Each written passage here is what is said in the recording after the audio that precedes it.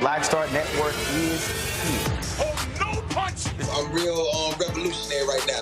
Thank you for being the voice of Black America. All momentum we have now, we have to keep this going. The video looks phenomenal. See, there's a difference between Black Star Network and Black-owned media and something like CNN. You can't be Black-owned media and be scared. It's time to be smart. Bring your eyeballs home. You dig?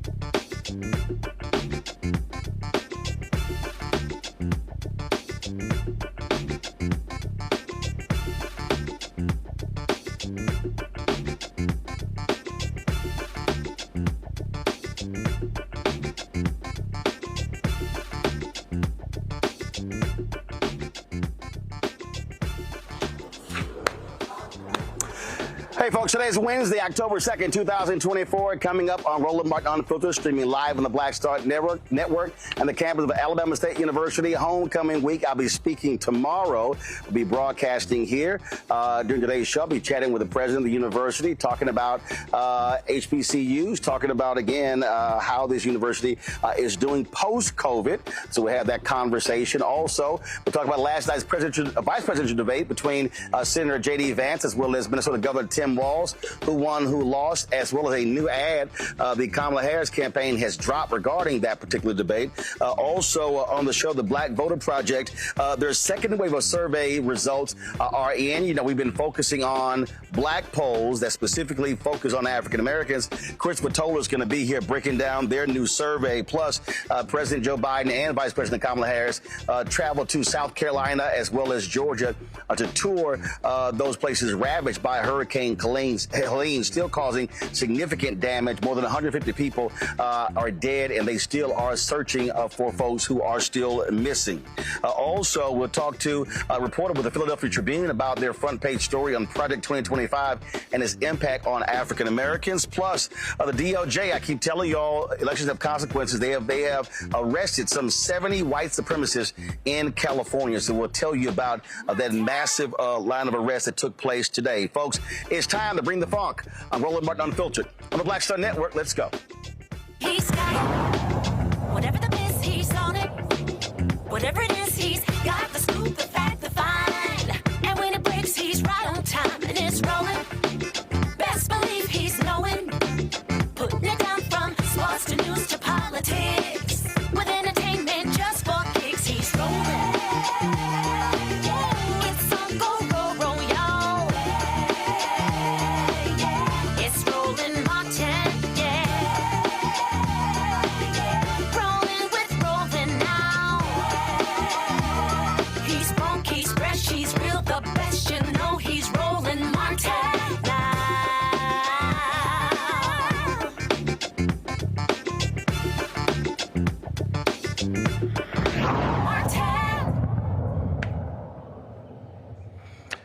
Folks, it was a big night last night, the first and only vice presidential debate between Ohio Senator J.D. Vance as well as Minnesota Governor Tim Walz. Both of them squared off for 90 minutes on the CBS debate. A lot of folks are talking about, of course, the exchange dealing with January 6th. That's been the focus all day. The campaign of Vice President Kamala Harris, they actually dropped an ad immediately after last night's debate. Watch this.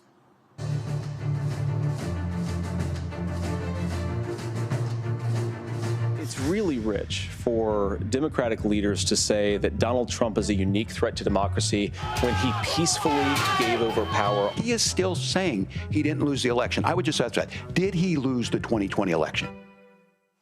Tim, I'm focused on the future. That is a damning non-answer.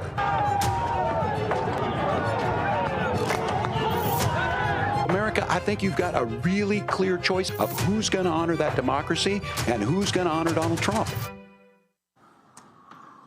Folks, joining us right now is Senior Advisor for the campaign, former Mayor of Atlanta, Keisha Lance Bottoms. Always glad to see you. How you doing? Hey, Roland, great to see you too. A lot of folks obviously talking about that exchange, which resulted in that particular ad there, and even some of the networks where they had their undecided voters, they said that that answer, that lack of non-answer from Senator Vance played a role in them deciding they're going to actually vote for Vice President Kamala Harris.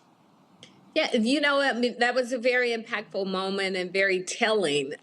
We are in 2024 and still J.D. Vance and Donald Trump refuse to acknowledge that Donald Trump lost the 2020 election. And I think the biggest takeaway for all of us should be just how far will they go? We saw what happened January 6th in 2021. Trump has doubled down on all of the hateful things that he seems to be very proud of. Even just a few minutes ago, I saw that he's even mocked President Jimmy Carter on his 100th birthday. This is a very vile man who has put a very vile man on the ticket with him. And if our democracy is not protected, then we should all be concerned. Well, it's interesting. Vance took some questions today, and a reporter asked him about that particular answer, and he said, "Hey, he said the media is obsessed with looking back to the 2020 election. I'm looking forward, and I'm going, nope. The dude who picked you to be his running mate is still obsessed with the fact that he lost in 2020." Yeah, and even in Georgia, we have this Georgia elections board that's gone rogue.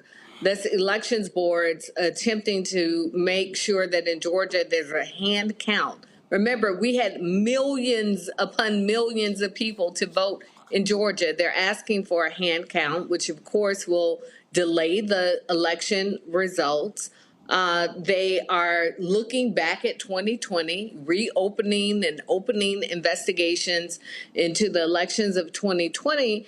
And even Governor Brian Kemp, Republican Governor Brian Kemp, our Republican Secretary of State, Brad Raffensperger, our Republican Attorney General, Chris Carr, have all said that this is ludicrous and we need to move on. So I greatly appreciate when people put party aside and they look at what a democracy is supposed to be and how it should function.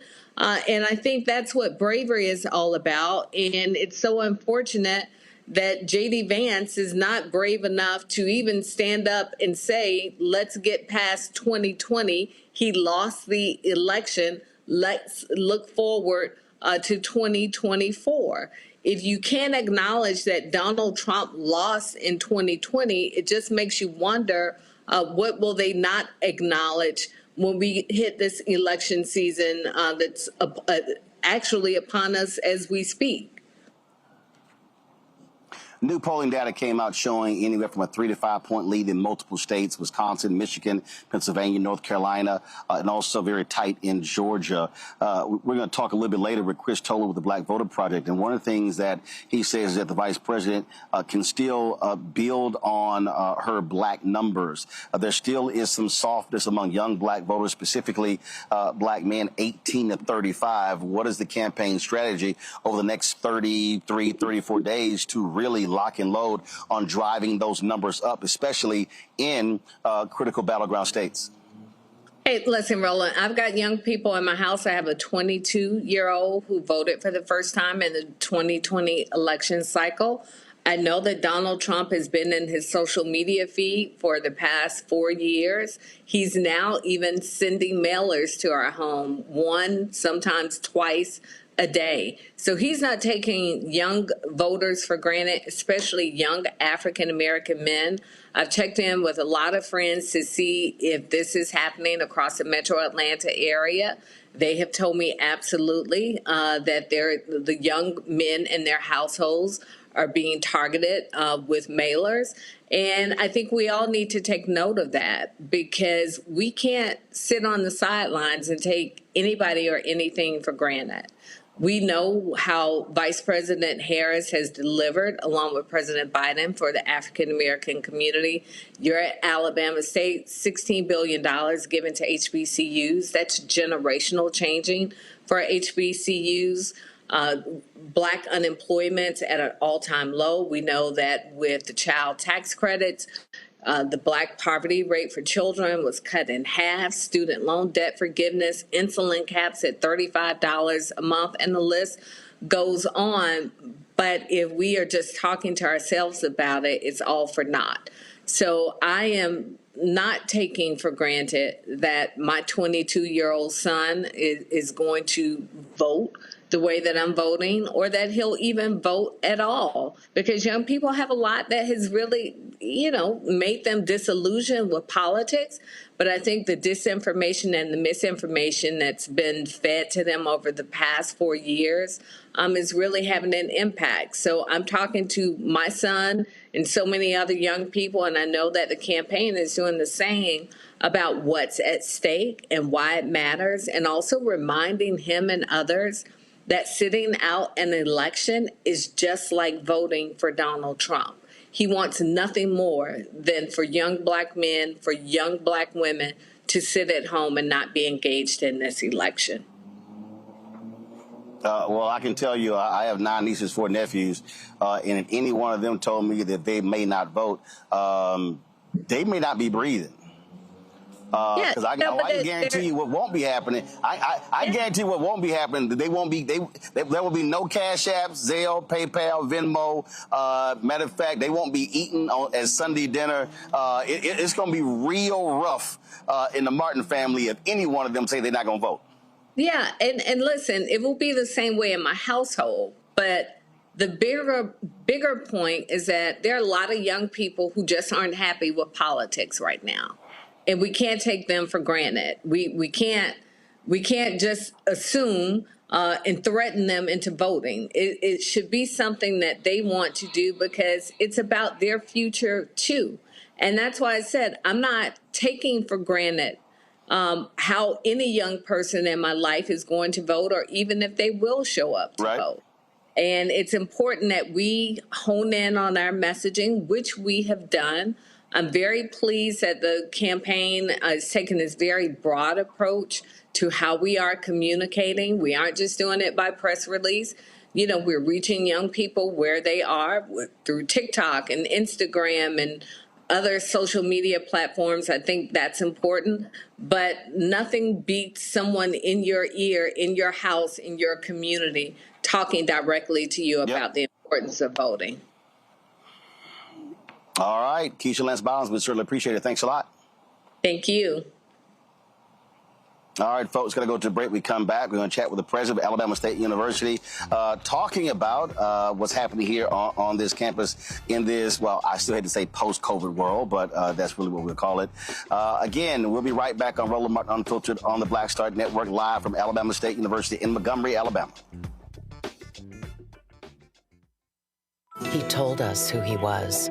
Should abortion be punished?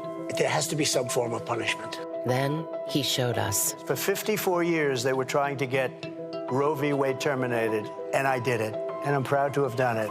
Now Donald Trump wants to go further with plans to restrict birth control, ban abortion nationwide, even monitor women's pregnancies. We know who Donald Trump is. He'll take control. We'll pay the price. I'm Kamala Harris, and I approve this message.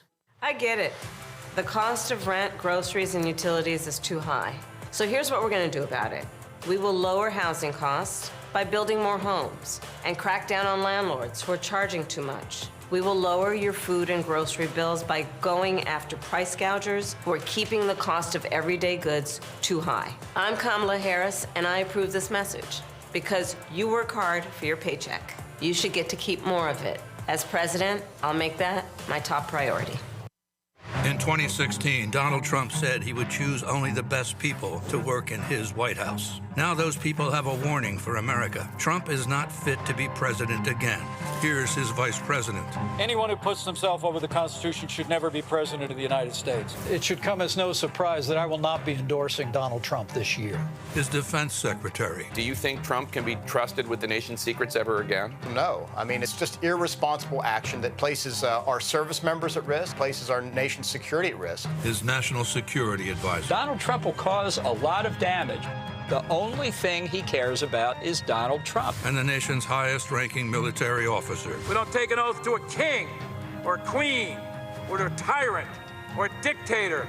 And we don't take an oath to a wannabe dictator. Take it from the people who knew him best. Donald Trump is a danger to our troops and our democracy. We can't let him lead our country again. I'm Kamala Harris, and I approve this message. Bob and I both voted for Donald Trump. I voted for him twice. I won't vote for him again. January 6th was a wake-up call for me. Donald Trump divides people. We've already seen what he has to bring. He didn't do anything to help us. Kamala Harris, she cares about the American people. I think she's got the wherewithal to make a difference. I've never voted for a Democrat. Yes, we're both lifelong Republicans. The choice is very simple. I'm voting for Kamala. I am voting for Kamala Harris. IVF is a miracle for us because it allowed us to have our family. After having my daughter, I wanted more children, but my embryo transfer was canceled 8 days before the procedure. Donald Trump overturning Roe v. Wade stopped us from growing the family that we wanted. I don't want politicians telling me how or when I can have a baby. We need a president that will protect our rights, and that's Kamala Harris. I'm Kamala Harris, and I approve this message. Kamala Harris has never backed down from a challenge. She put cartel members and drug traffickers behind bars, and she will secure our border. Here's her plan. Hire thousands more border agents, enforce the law and step up technology, and stop fentanyl smuggling and human trafficking. We need a leader with a real plan to fix the border, and that's Kamala Harris. I'm Kamala Harris, and I approve this message. The overturning of Roe almost killed me. I had a blood clot in my uterus that caused my labor to have to be induced because of the overturn of Roe v. Wade. I wasn't able to get life-saving treatment sooner. I almost died. And that's because of the decision that Donald Trump made. I was able to get Roe v. Wade terminated, and I'm proud to have done it. The doctors and nurses were afraid that if they treated me in the incorrect way, that they would be prosecuted for that. And that's appalling. Donald Trump says that women should be punished. Do you believe in punishment for abortion? There has to be some form of punishment. For the woman? Yeah. I believe that women should have reproductive freedom to make the choices about their own bodies. 4 more years of Donald Trump means that women's rights will continue to be taken away one by one by one by one. This has to stop because women are dying. I'm Kamala Harris, and I approve this message. Here's a 78-year-old billionaire who has not stopped whining about his problems. Oh, she had a big crowd. Oh, the crowd. This weird obsession with crowd sizes. It just goes on and on and on.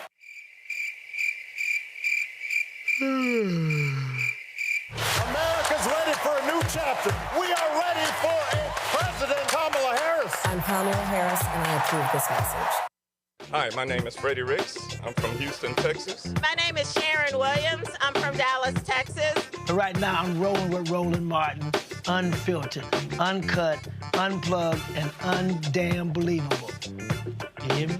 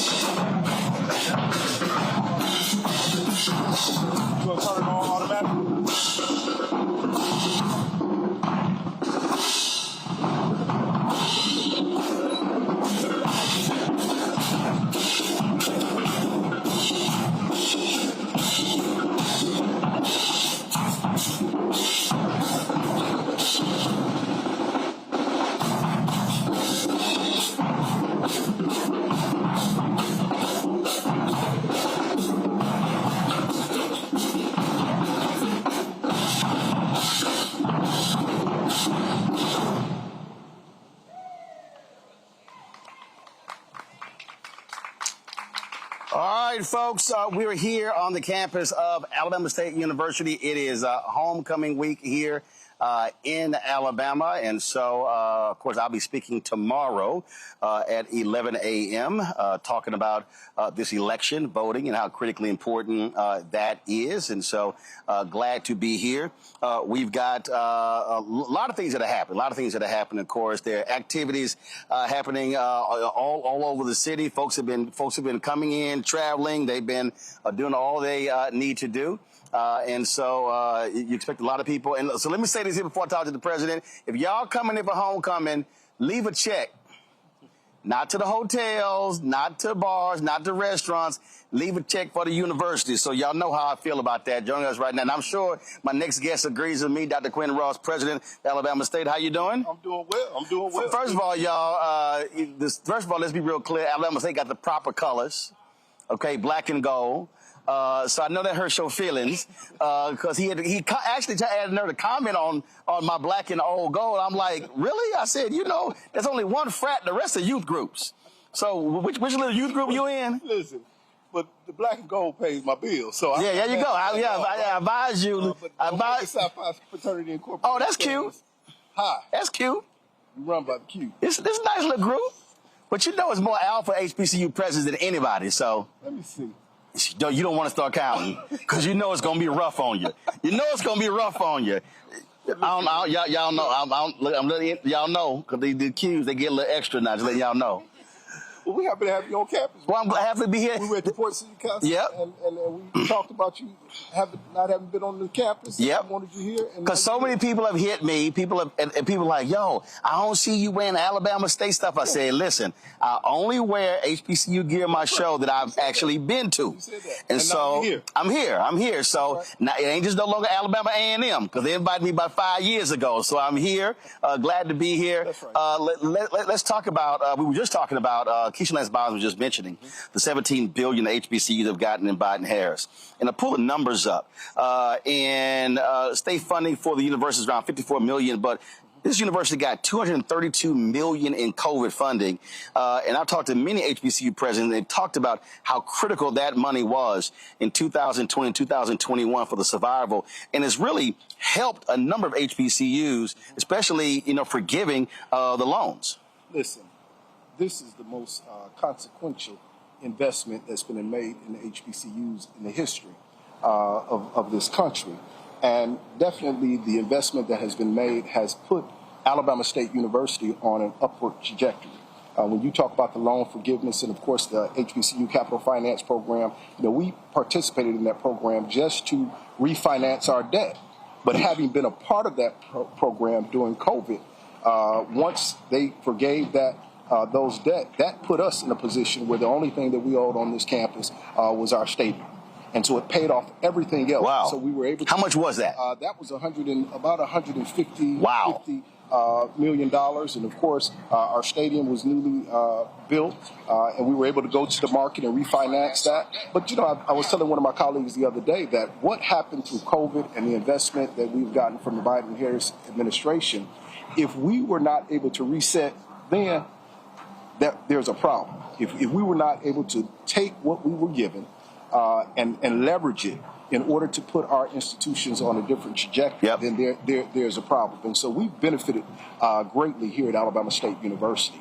When you talk about, again, that refinancing of the debt, those are nuances a lot of people don't really understand when they look at the money. I mean, it was you were talking about between the American Rescue Plan and the several others, it was about $6.5 billion. But then when you start talking about Pell Grants, talking about things along those lines, we're talking a significant amount of money. There were even some HBCUs that actually gave students money. Yes, and we were one of them. Okay. We were able to give our students money through the COVID Relief Fund, but also we did not have to lay one employee off here at Alabama State University. And of course, we had done some things previously to kind of tighten our belt straps where we would have been in a position whether we got the COVID money or not. But that just allowed us not only to keep all of our faculty and our staff and everyone employed during that time, but it also helped us to look at how we can build up our endowment and build up things that would give us stability in the future. And so we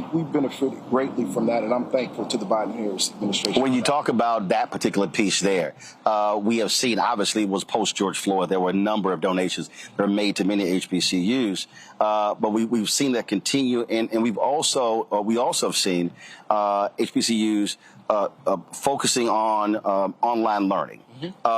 Because COVID forced folk to have to go to online. What did y'all do here, and how have you been able to take advantage of that? Because there are students who say, hey, I would love to go to university, but for any number of reasons I can't afford to, but online still allows them to be a part of the university. Exactly. And of course, as you stated, it pushed us there quickly. And we have benefited from that. Expanding our enrollment, as well as we have our student leadership here, our SGA, as well as our let's say, ASU and Royal Court. Some of them may even be taking online courses now while they're here, right, in order to expand and give some breadth to their course load. But it was a necessary, and working with organizations like the Thurgood Marshall College Fund, which of course represents public institutions, and UNCF, as well, that represents private, and together this transformation project that many of our institutions are participating in, helping us kind of reboot and stabilize in all aspects of the university, from enrollment management to your advancement office. And so these are the type of things that we were able to benefit from not only the COVID relief, but for individuals understanding the importance of HBCUs. And so we have benefited greatly here at Alabama State University. We also have talked to other presidents, and when the Supreme Court made their decision with regards to affirmative action, people talked about, oh, this could be a boon to HBCUs. But actually, you have seen tremendous growth in the last several years, even before that particular decision. With that growth comes growing pains. That's correct. Tennessee State, Florida A&M, Texas Southern University, dealing with housing, things along those lines. Have you experienced any of that? And how are you managing that increase in enrollment? How are you managing, okay, you need your facilities to keep up with folks who are trying to come? No, listen, and here at Alabama State University, we believe in strategic measured growth. And of course, through our Vice President of Student Affairs and Enrollment Management, we have to hit those markers, understanding how many people we can house on campus. So what's your enrollment right now? Of course, our enrollment right now is about 4,053 students. 4,053, but what's... We can only house about 2,100. Of course, we have, a waiting list of individuals, because most individuals that come into college now want to live on campus. Right. But we've been blessed. Again, I'm going back to repositioning ourselves financially. Our Board of Trustees just here a month ago in Florida at the Orange Blossom Classic approved for us to go back to the HBCU Capital Finance Program. We will be building 2 new student residence facilities here on Alabama State. And that'll add, what's the capacity? That'll be 518 new beds. So it takes you up to 2,500. Exactly. And we don't go back with the traditional dormitories. We're going more to the apartment living. Right. And it's going to change the appearance of the community. So we're excited about that. Again, positioning ourselves fiscally with things that we've been blessed with through not only the Biden and Harris administration, but through the COVID relief. And so we're positioning ourselves well to be able to deal with any. So your enrollment is a little over 4,000, but what is your capacity?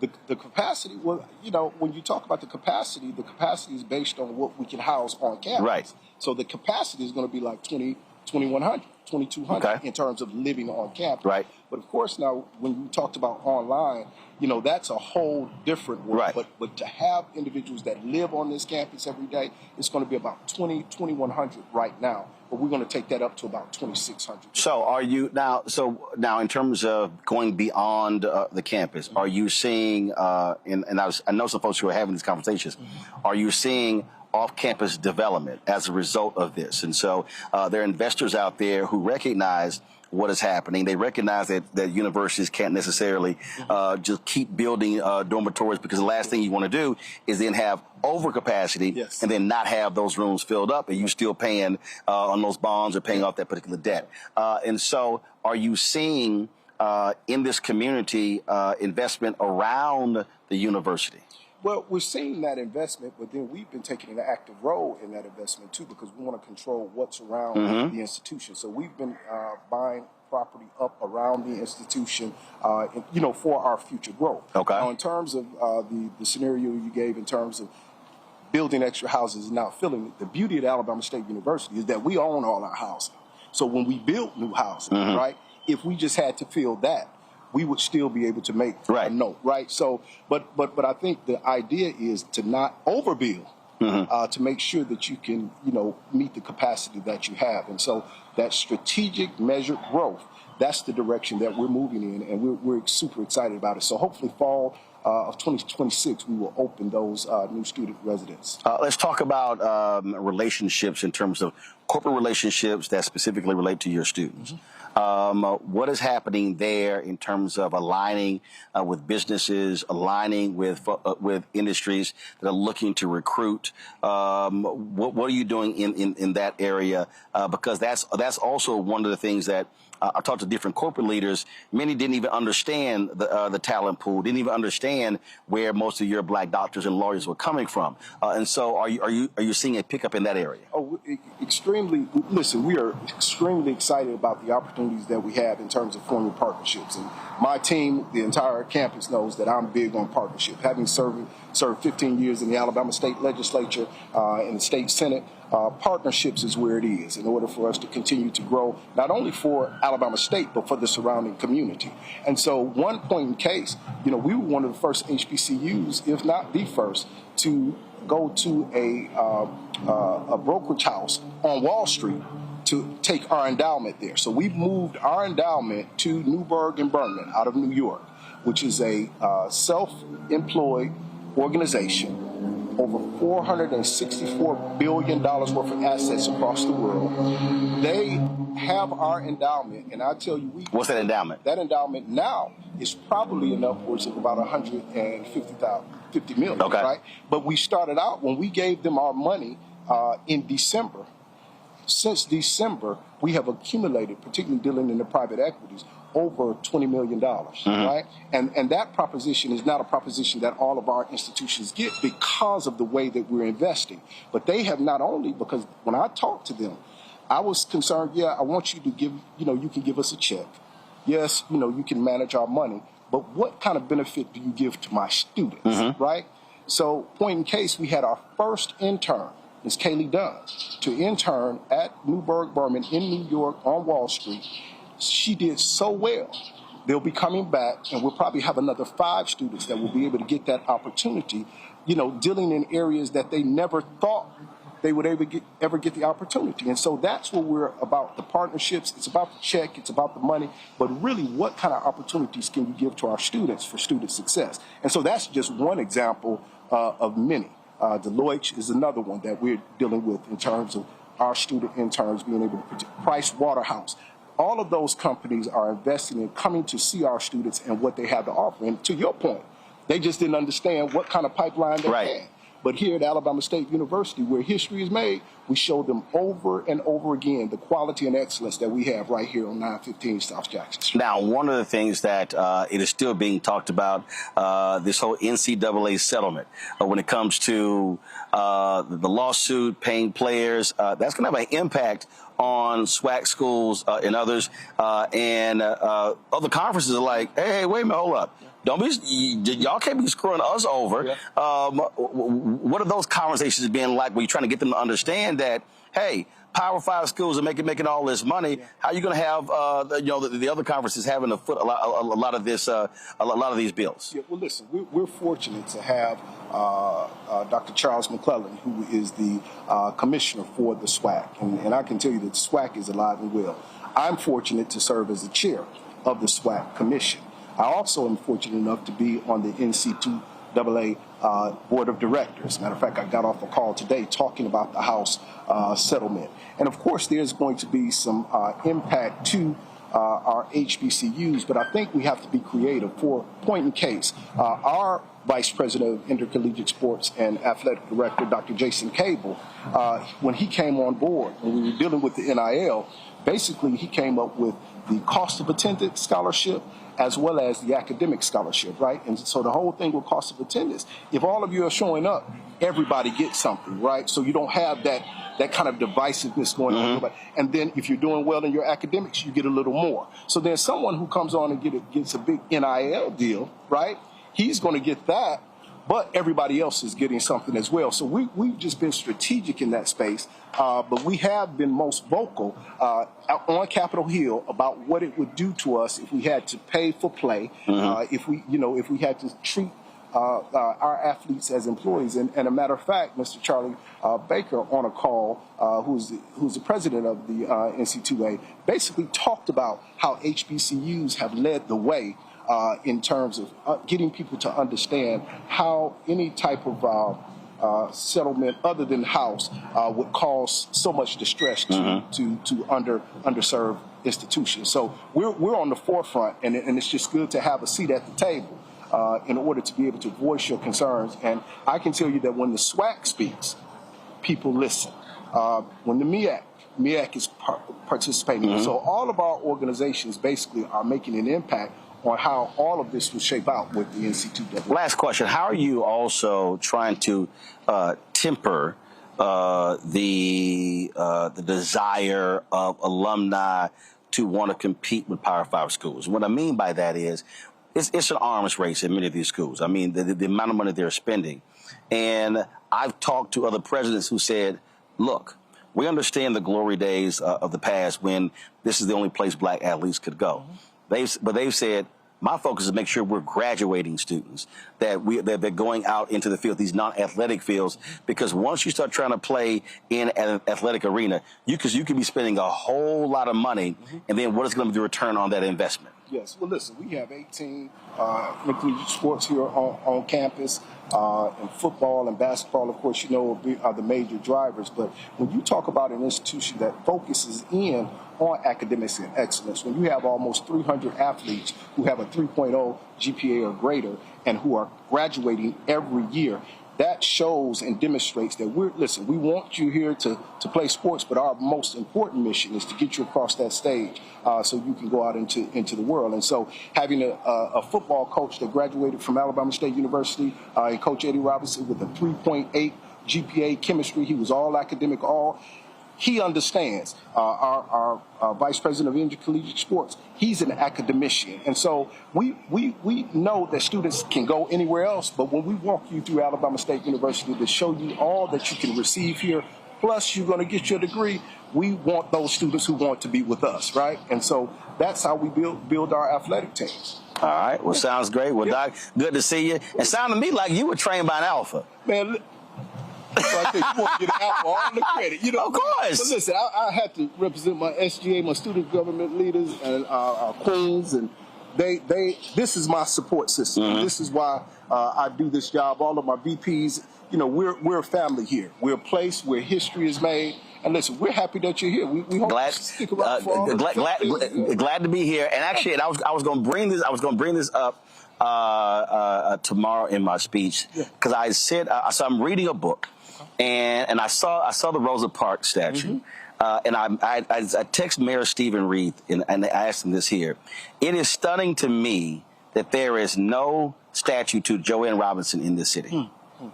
And it was the Women's Political Council and her running those copies off on this campus. I said, he said, I want to dedicate a street. I said, no. I said, to me, there should be something.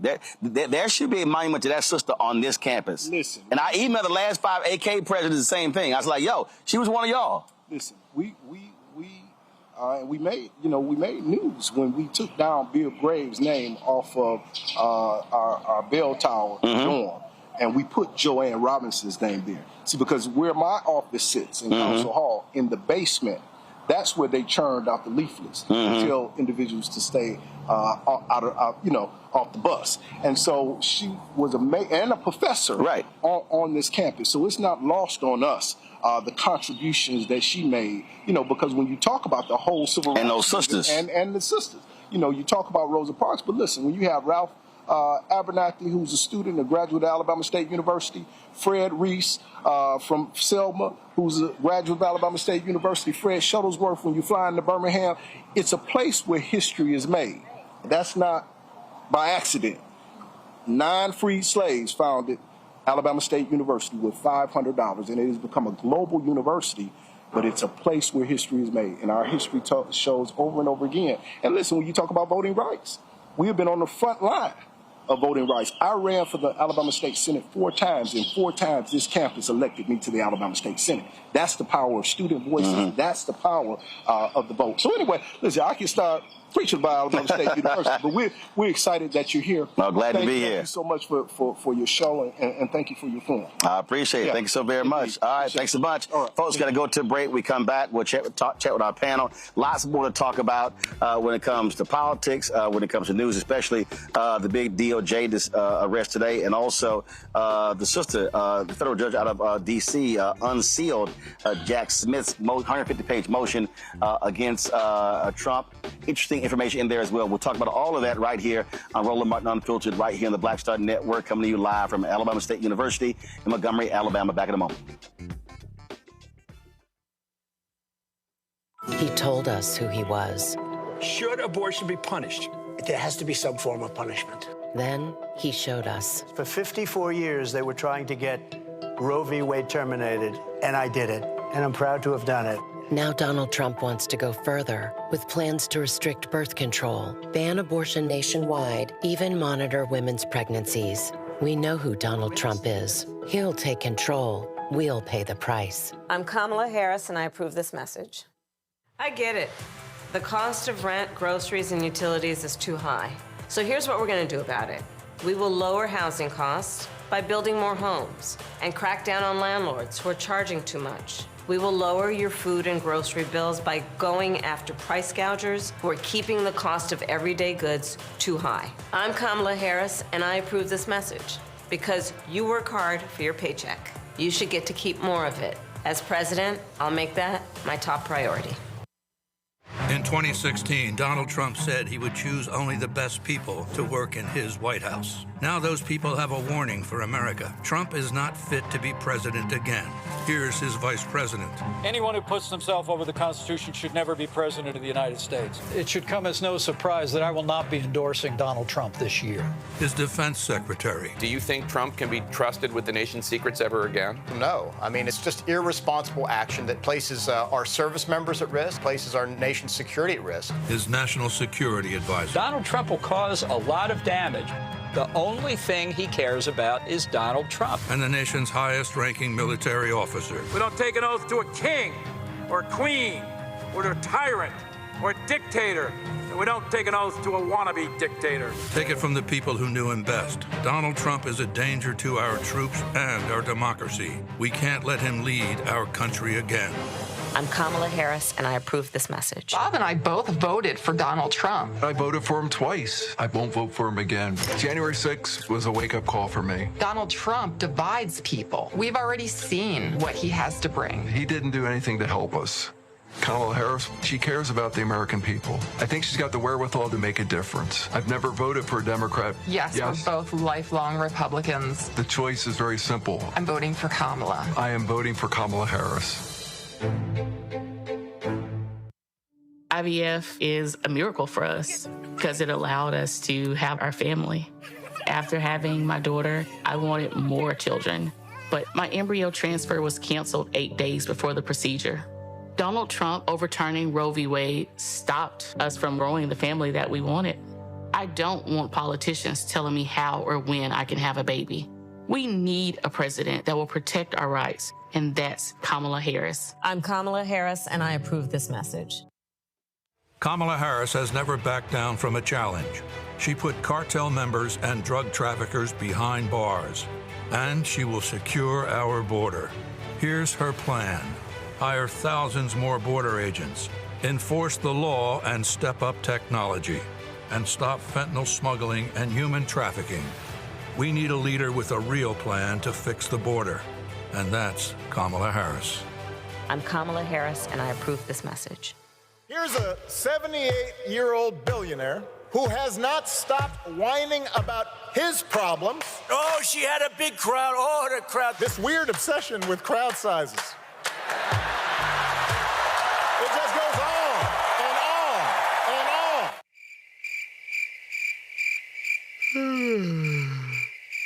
America's ready for a new chapter. We are ready for a President Kamala Harris. I'm Kamala Harris, and I approve this message. Winners never back down from a challenge.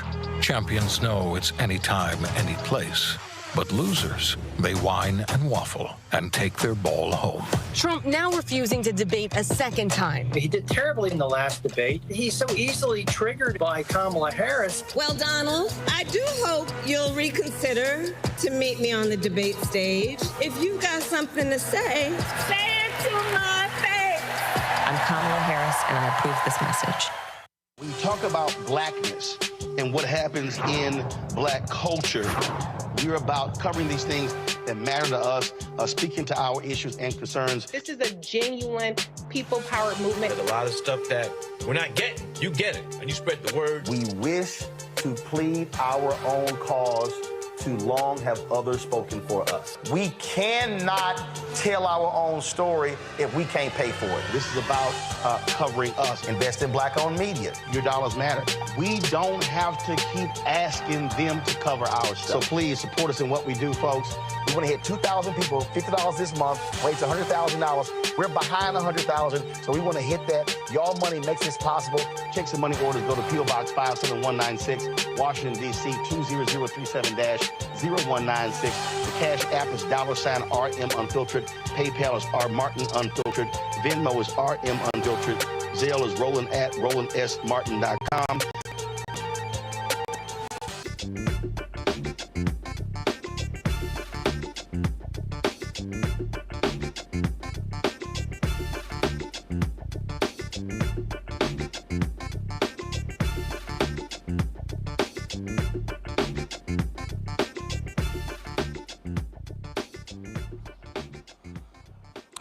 All right, folks, welcome back to Roland Martin Unfiltered here at the campus of Alabama State University in Montgomery, Alabama. Let's bring in our panel right now. Rebecca Carruthers, Vice President at Fair Election Center out of Washington, D.C.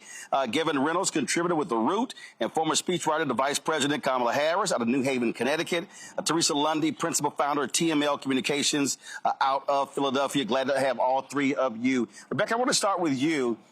You heard me talk to Dr. Ross there, and the point that I was making in terms of Biden-Harris administration, HBCUs at $17 billion, the impact, and this is because I've heard black folks talk about, well, that's just for HBCUs. They got to understand that's for the surrounding area as well. When you talk about that level of investment, when you start talking about increasing students, increasing faculty and staff, that also means housing. That means folks are eating. That means people are going to restaurants. And so the impact of that $17 billion investment goes beyond just students, faculty, and staff. You know, to be clear, Roland, something that people have to understand, they have to understand what the funding mechanism is for HBCUs in this country. First of all, the HBCU designation was in the 1964 Civil Rights Act for the schools that were created to educate Black students in this country when segregation did not allow Black students to attend certain predominantly white institutions. You had HBCUs that were set up and that were created. Specifically, you know, Alabama State, for the audience, heard that it was actually Black folks, formerly enslaved folks, who founded Alabama State.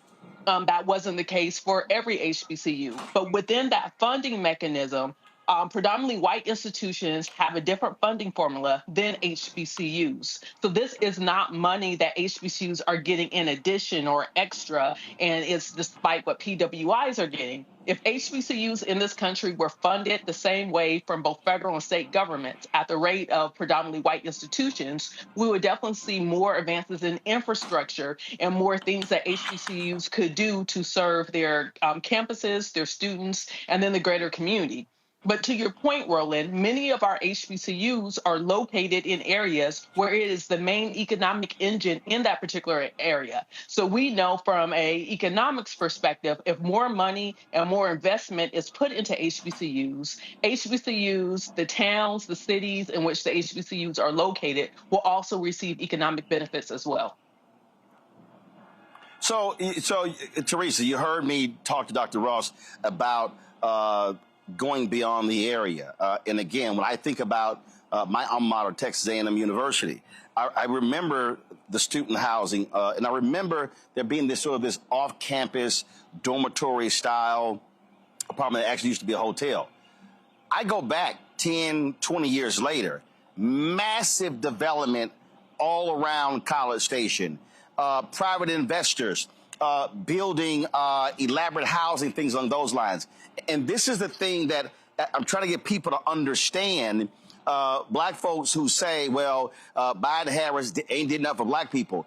When you start talking about a university like Alabama State able to get rid of that debt, and what did he say? Now begin to acquire land. They now can start negotiating deals with potential black developers about building businesses, building additional housing that they actually have an equity stake in. And so I think a lot of people are just too narrow in their thinking when they say, oh, yeah, sure, you know, they invested in HBCUs, but what else have they done?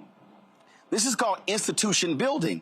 And when you're able to invest in institutions like HBCUs, like black-owned businesses, black banks, all of a sudden you're dealing with the pillars of a community. You're absolutely right. If more institutions and federal and state funding goes to other HBCU schools across the country, people will be in better position. PWIs have been getting this funding, investments, and clear investments over time. That's what makes them the upper echelon type of institutions, and that what makes it, one of those schools that you only admire to go to if you are privileged to know about them. But HBCU schools, having those investments allow the individuals that's actually taking those courses, those classes, investing in those groups and programs to do more, not only in their communities, but in their neighborhoods. And so it's oftentimes that we see the investments only look like kind of like scraps. Little portions of it are going to HBCUs, but if they think broader and really add an equal amount of portion between HBCUs and PWIs, they'll start to see the investment not only in the workplace, but also in their families and also changing the GDP overall. So, Gavin, in a moment, I'm going to talk with Christopher Towler with the Black Voter Project. And listen, when you start talking about battleground states, we start talking about North Carolina, talking about Georgia, even when you talk about Philadelphia, where you have Lincoln, where you have Cheney State in Pennsylvania, you also have Lincoln University. We're talking about individuals who are going to those places, individuals who are graduating, but again, the broader community. I just think that when I listen to critics talk about what they say has it been done, I think they simply are grossly ill-informed in terms of what actually is happening and the impact when you have individuals in the White House who understand these communities. Listen, Donald Trump went to an HBCU by accident when they had an event at Benedict College, which was supposed to be a bipartisan deal. It really was they didn't want to turn to a Trump rally. I don't think J.D. Vance even knows where Wilberforce or Central State is. And so when you start talking about, who you're going to vote for, you vote for the folks who are going to place the resources where they need to go. And so this is a voting decision that you should be factoring in where money is being sent. Roland, I don't think J.D. Vance knows what HBCU stands for, to be quite honest.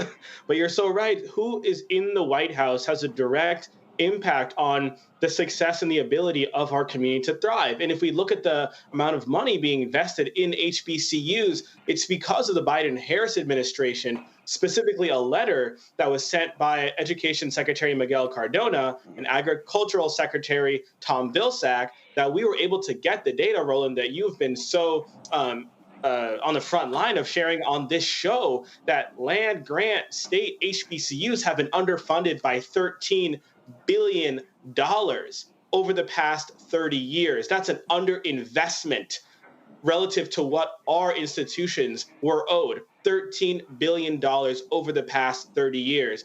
And we wouldn't have the data to back that up unless the Biden-Harris administration actually took that seriously. So I think you're right. To all those young people, especially we talked a minute ago, and we're going to talk a little bit later in the program about how some young Black voters might be feeling a little checked out right now, or feeling a little bit wary of what the Democratic Party and its leaders, whether Joe Biden, Kamala Harris, or whoever, is actually doing for them. I think we have to break it down to them this way. And someone broke it down to me this way not too long ago. Is that when we talk about voting, I think sometimes we think that voting will be the the panacea, the one magic silver bullet that will solve all of our problems. We view voting as offense. But I think we have to recognize that voting is defense. It's about protecting what we have as a community. And we know that relative to other communities, it's not what we deserve. But voting is about defense and protecting what we have. And then once we vote our elected leaders into office, the offense is holding them accountable. It's saying, whether Donald Trump or whoever's in the White House, look at what you've done in terms of underfunding our institutions, and now what are you going to do about it? And if you don't do what you need to do about it, then we're not going to vote you back into the White House. And so I think you're absolutely right. To all of those young people out there listening, whether you go to an HBCU or not, recognize that this has been cycles of underinvestment, cycles that the Biden-Harris administration has pumped the brakes on and says, this is an issue, and we're going to do something about it. And only one of the two leaders that are running for president right now, I believe, is actually serious about doing it. Hint, hint, maybe it's the one who actually went to an HBCU. I'm going to bring in Chris Towler. He's the Black Voter Project Director, also co-founder of Black Insights Research, joining us from Sacramento. Chris, glad to have you here. Before we get into y'all survey, just want you to speak on what we're talking about here, because I keep talking about what has to happen, and not just from a campaign point of view, but whether it's in their ads and also how do you use voices out there. You have to connect the dots.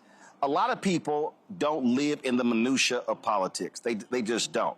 So I think it's critically important to connect those dots, to get people to understand, yeah, when you vote for this person, it impacts this, it impacts this, it impacts this. And then if the other person wins, we can show you what doesn't happen. And I think, listen, we've got less than 40 days before Election Day. And I've been saying it was originally Biden-Harris, now Harris-Walz, should have been doing this, what I call education, enlightenment, beginning in January. Now you're really at that particular point where you got to be hyper-focused on this, because doing what we're talking about can drive turnout. Yeah, just to chime in here, I appreciate you having me back. The research that I've been doing for the last probably 7 or 8 years now suggests just what was said by one of your panelists, that voting, especially for young people, young Black people, has to be perceived as just as much defensive as offensive. Because for the Black community, as we know, the sort of policy responses, the policy feedback is not always as apparent and clear. And those dots, as you said, are not always easy to connect. And so the best messages that I have seen in my research that I would like to see from the campaign in these last 40-some days are really defensive messages, showing that if Trump gets another shot at the White House, if Republicans take control of Congress, along with the Supreme Court, it could be really, really bad in very specific ways for the Black community. I think messages around voting, vote suppression, messages around policing, the possibility of expanded police immunity. And then my research has also suggested that messages around abortion and connecting the fight for abortion rights to fights for larger rights abroad and other rights that the Black community has fought for generations now can be really, really effective, especially with sort of younger, unlikely Black voters, trying to get them out into the fold. And so, as you said, time is really of the essence here. And so there has to be just as much of a message here that you're voting to protect things just as much as trying to change things for the future. So let's talk about your new survey. What does it show? So within this survey, we were lucky enough to collect a second wave of the data we collected back in April. This time around, we ended up with over 1,600 responses, almost 1,200 of which were recontact interviews, which means we talked to the exact same people that we talked to months prior. Just to talk about some of the notes, some of the specific findings, we saw a dramatic jump in both favorability and Black vote share. Switching from Biden to Harris, favorability jumped 19 points. We saw great shifts in both support from Black men and Black women. But then noticeably, favorability and vote share also jumped tremendously amongst those who were lower educated, so didn't have a high school education, those who identified as independent, and, as I mentioned before, those who had strong views on abortion, namely opposition to Dobbs. We also saw even the slim support for Trump that we saw back in April, around 13, 14%, drop to even around 12, 11% for likely voters. So this notion that Trump is getting any sense of black support, which I already thought was kind of BS going back to April, is completely gone now with Harris at the top of the ticket. Another interesting finding is that we saw a shift generally in how black people view the Democratic Party. When asked in April how welcoming the Democratic Party is to black people, 28% saw the party as very welcoming. That jumped up to 36% now, and even higher, 38% of black people in swing states feel like the Democratic Party is extremely welcoming to black people. So just having Harris at the top of the ticket also changed views of the party itself.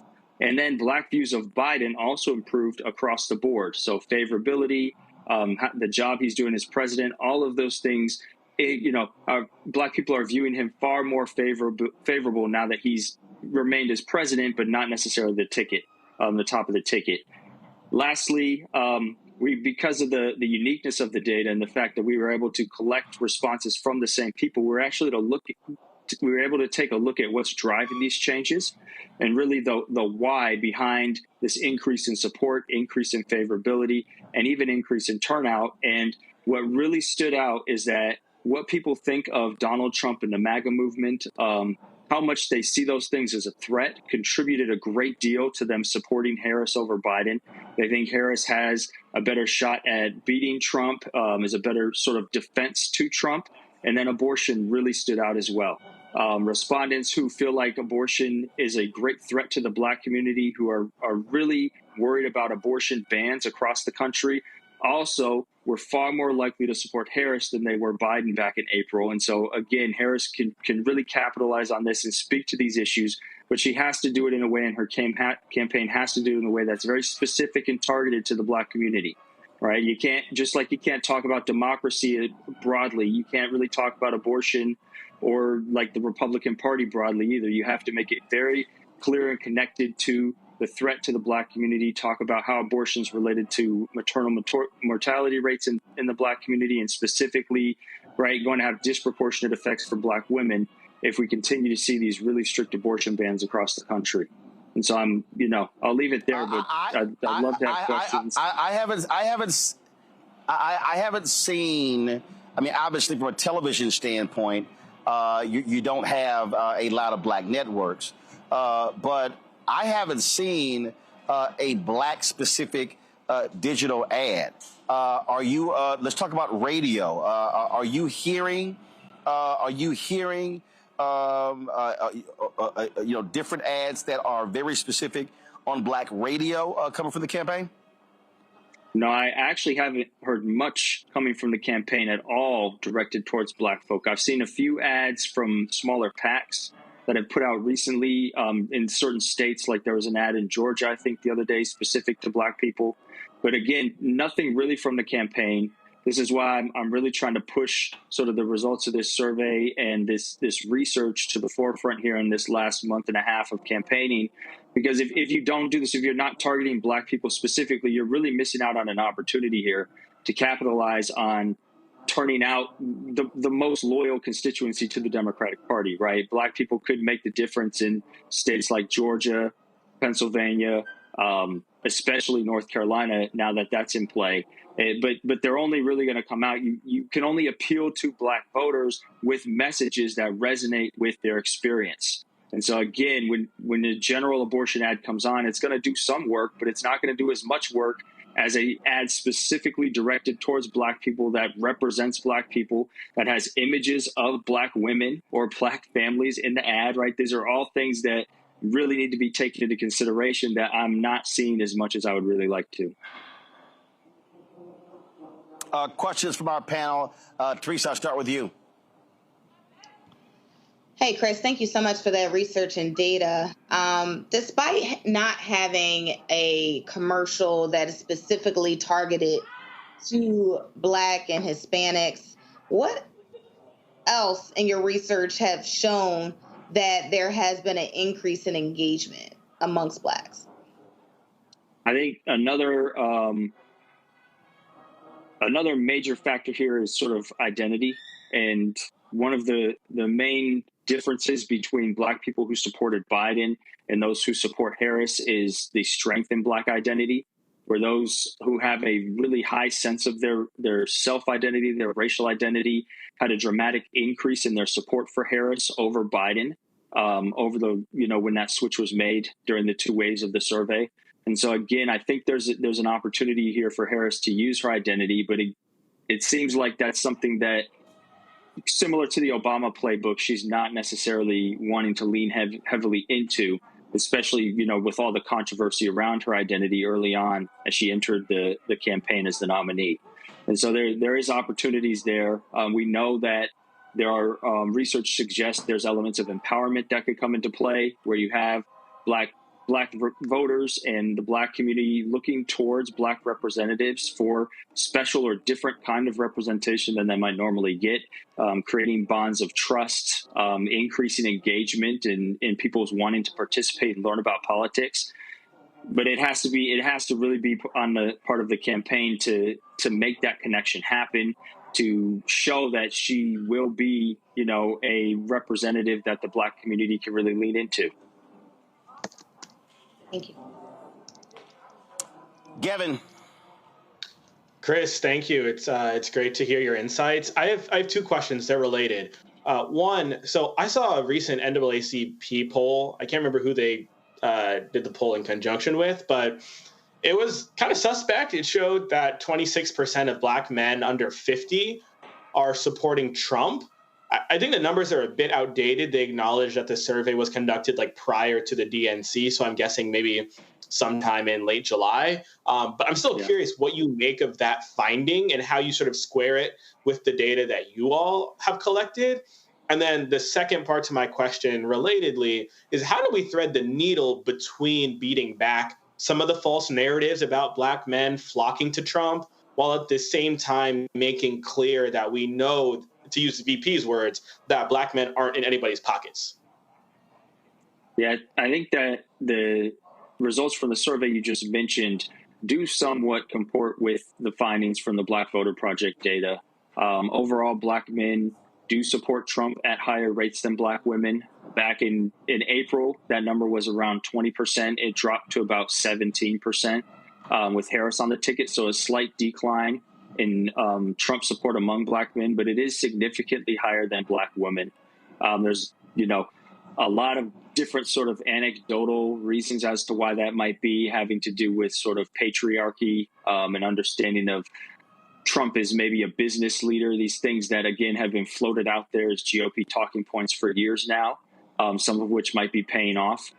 Also, though, I think that it's important to understand that when looking at these numbers, especially among younger Black men, they are a bit inflated in the survey world, because unless you're looking particularly at sort of this likely voter sample, you're going to get a lot of people in there suggesting that they support Trump who aren't actual voters, who haven't voted in a while. My data suggests that a good portion of the Black Trump support is coming from people who didn't vote in 2020 or in 2016, so they didn't vote for him before, but they still sort of, when asked these questions on the survey, tend to pick Trump over the other candidate. And so I think that comes into play here as well. So when talking about threading the needle, it's going to be sort of a really tight rope to walk here to make sure that you're not putting too much into this, trying to figure out why Black men are, supporting Trump more than Black women, as a good portion of them are not actual likely voters and really engaged in politics that much. I will say this, though. When you look at the historical numbers of Black men supporting just GOP or Republican candidates in general, this isn't out of the ordinary, right? Black men have always had higher support for the Republican Party and Republican candidates than Black women. It's not really specific to Trump, even though we might be seeing like a 1 or 2% uptick than the historical average. But we always see around sort of that 15, 16, 17% number among Black men, much higher than Black women, regardless of who the Republican nominee is. Rebecca. Hey, Chris, it's good to see you tonight. So I've heard anecdotes from different Black men in regards to trusted messengers. And some of the pushback that I've heard is, why is the Democratic Party thinking that rappers or male entertainers or celebrities are the best, I guess, surrogates to talk to Black men, to talk about voting and voting issues. So my question is, in your research, have you researched the top trusted messengers for political news for Black men? Like, who do they want to hear from? I think, you know, a lot of Black men in particular want to hear from people from the community, but not necessarily these celebrities, unless the celebrities have a still real firm attachment to the community and an ability to relate to the people either through their life or through their music that, you know, isn't normal, right? Most celebrities are seen as being highly removed from the Black community altogether. Other research, though, has shown that it's important that we look towards sort of leaders within the community. So here we're talking about possibly pastors, religious clergy, teachers, educators, even different types of athletes, if you will, who have still connections to the community and have sort of a social justice mind frame or platform to direct the attention of these voting blocks when politicians aren't necessarily seen as the most helpful or trusted people themselves. And so there are ways to look beyond sort of the political world to engage the Black community. But again, there's a fine line to walk here between looking towards someone to spread this message who's going to be a reliable messenger who people relate to and see a shared struggle with versus a celebrity who's seen as wildly removed from the community altogether and doesn't have much attachment to the people that they're talking to. Chris, one of the things that, look, I'm just of the position. First of all, I agree with you. A lot of this stuff is significantly being overblown when it comes to Black men. I think about when Stacey Abrams was running in Georgia. Then we saw the exit polling data, and it was like, okay, it was not far off. But the point that I continue to make is that this deals with Black men and also black women. Again, the further you get away from the civil rights movement, you're dealing with African Americans who no longer self-identify with a party, which means you have to actually work harder, spend more time talking with them, more time communicating with them, and you have to spend more money trying to reach them because the old methods simply don't work. You don't have the old NAACP infrastructure. You don't. It's not there. You don't actually have the same church infrastructure. It's not there as well. You also have to contend with, in 2024, people who are getting their information. It used to be Black radio, Tom Joyner, things along those lines. Now it's Instagram, TikTok. So I just still think from a campaign standpoint, from these white Democratic strategists, they don't understand that the Black voter in 2024, young or older, is totally different than 2014, than 2004, than 1994. And so you have to recognize how to communicate with them in a totally different way to maximize their numbers. Yeah, I 100% agree. I think the data backs that up too. When you look at the groups that shifted the most from moving from Biden to Harris at the ticket, independence was one of those groups, right? And I think that the Democratic Party can really lean into sort of this Harris candidacy as a way to signal we're still here for the Black community. We want to represent the Black community, and Black representation is going to be a priority for the Democratic Party moving forward, right? We see that in the data as independents shifted greatly towards Harris, as they did not for Biden when it came to both favorability and vote share. And we saw that when it comes to how welcoming Black people see the Democratic Party. They see the Democratic Party as, significantly more welcoming with Harris at the top of the ticket. And so, as you mentioned, the party's going to have to do more and do new and extra things to appeal to the Black community than it did before, as these new voters are more independent, younger voters are more skeptical of politics in general and more weary of politicians.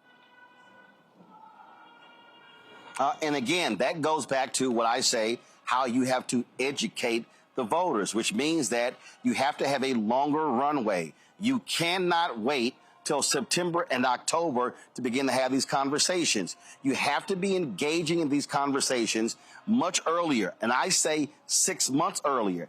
I'm going to say it right now. If you're Democrats and you're talking about the midterm elections in 2026, do you know when you begin? The day after the inauguration, where you begin to talk about and having the communication with people. Because, again, what you're seeing is, and you're seeing it in the data, the number of people who say, I don't know what they accomplished, I don't know what they did, that goes to the inability to communicate and message that constantly and repetitively, and going to black sources to also do that. Yeah, and in this social media age, as you mentioned, those types of conversations happen less and less. And so when we do focus group work and we actually talk to black people in the community, voters and non-voters, it's exactly as you said. They're far more likely to recognize what Trump will do to harm them than they will to recognize what the Democratic Party, Biden or Harris, has done or will do to help them. Because those are much longer conversations. They're much harder to have, but they take a lot of work and effort. But those are the conversations that will build trust, that will bring up efficacy and confidence in the party and in our political institutions in the long run. And so if we do want to see consistently high black turnout, consistently high black voter knowledge and interest in elections, we have to build those bridges. And it takes years and years of work, right? We saw some of that started during the Obama era, but Trump's presidency essentially wiped a lot of that progress out when it came to sort of black interest in politics and black people feeling like they had an opportunity to be a part of the political system and have their voices heard. Last question I have for you. A new round of polls dropped out showing Harris with 1 to 3 point lead. One place was 5 point in Arizona, North Carolina, Wisconsin, Michigan, Pennsylvania. I've been looking at your tweets over the past week, and you've been laying out that if they want to build upon those numbers, especially in Michigan, Pennsylvania, Wisconsin, you're talking Milwaukee, but also North Carolina, it really means leaning in on, as you said earlier, the people who are likely going to vote for you. You can keep trying. Look, I get, because the Republicans against Trump or the Republicans for Kamala, they just dropped a new ad. I totally get appealing to them. I totally get the Nikki Haley people who are endorsing Vice President Kamala Harris. But when you're inside of 40 days, your focus has to be on low-hanging fruit. Who is likely going to be on my side? And in those key places, the margin of 5, 7, 8, 10, 15,000 voters, that's black. That's exactly right. And, you know, when you have 80, 90% of black voters in some of these states, right, you look at some of these recent polls of Georgia and North Carolina, black support for Harris is at 85%, 92% in a recent poll in North Carolina. That's the group you want to target. You turn out 100 voters, 92 of them are voting for you, right? You just got to get people out off their couch to the polls rather than spending money taking chances as to a 50-50 shot if you get someone to the polls or you change someone's mind, right? And so the investment here, the smart money goes on mobilizing black voters from here on out. All right, Chris Towler, we so appreciate it. Hey, if somebody wants to go in depth, y'all research, where do they go? Yep, blackvoterproject.com or blackinsightsresearch.com. Both the websites include analysis and results from the data, as well as top lines from this most recent wave. Blackinsightsresearch.com also has additional research reports and newsletters available. All right, then. Chris Towler, we still appreciate it. Thank you so very much. Thank you.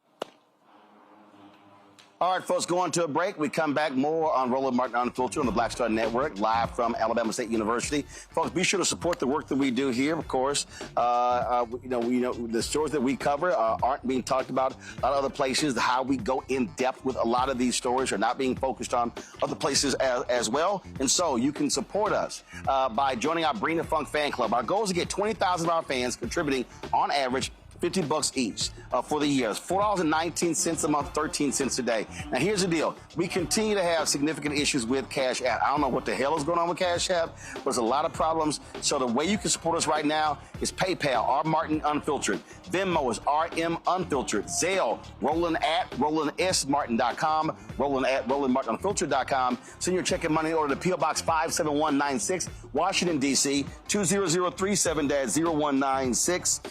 And we'll be right back.